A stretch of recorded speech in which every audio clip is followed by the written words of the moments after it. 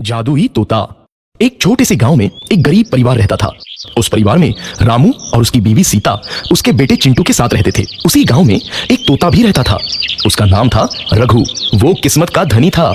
जहां भी जाता वहां किसी भी चीज की कमी नहीं पड़ती थी। एक दिन रघु उड़ते उड़ते उस गरीब परिवार के घर गया। रघु सोचता है, अरे वाह, लगता है यहाँ आज बहुत अच्छा खाना मिलेगा। मैं पेट भर के खाऊंगा। वो एक कटोरी में रखे अमरूद देखता है। अरे वाह, अमरूद, मुझे तो ये बहुत पसंद है। मैं तो इसे पेट भर के खाऊंगा। रघु तोता अमरूद खाने ही लगता है।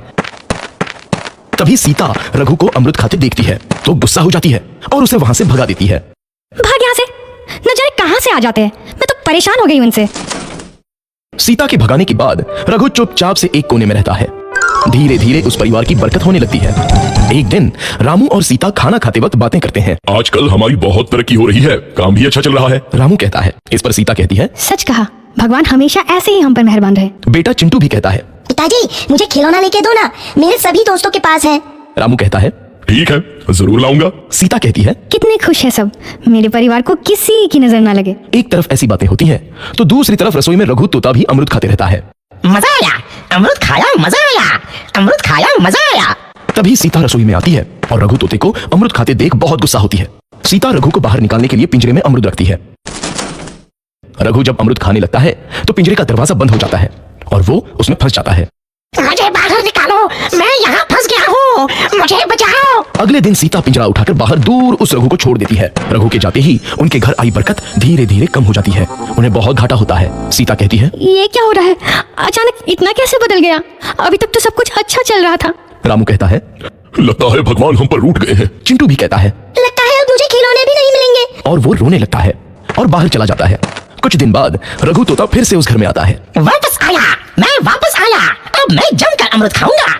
रघु सीधा रसोई घर में चला जाता है और अमरूद खाने लगता है। कुछ देर बाद सीता रसोई में आती है और रघु को देख कहती है, एक तो घर में पहले से इतनी दिक्कत चल रही है और ऊपर से ये तोता मुझे और परेशान कर रहा है। सीता रघु को वहां से भगा देती है। रघु उड़कर किसी कोने में छुप जाता है। कुछ दिन बाद धीरे धीरे उस घर की बरकत वापस आने लगती है। काम भी अच्छे से चलने लगता है। एक रात जब रघु तोता अमरूद खाने जाता है तो पिंजरे में फंस जाता है। ये लोग आखिर चाहते क्या है? एक तोते को शांति से अमरूद खाने क्यों नहीं देते? मैं कौन सा चोरी कर रहा हूँ, बस अमरूद ही तो खा रहा हूँ। तभी रामू वहां आता है और पिंजरे में रघु तोते को देख उसे बाहर छोड़ देता है। ये तोता भी कितना जिद्दी है, बार बार वापस आ जाता है। जैसे ही रामू रघु को छोड़ देता है, अगले दिन से फिर से उनके घर की बरकत जाने लगती है। काम में घाटा होता है।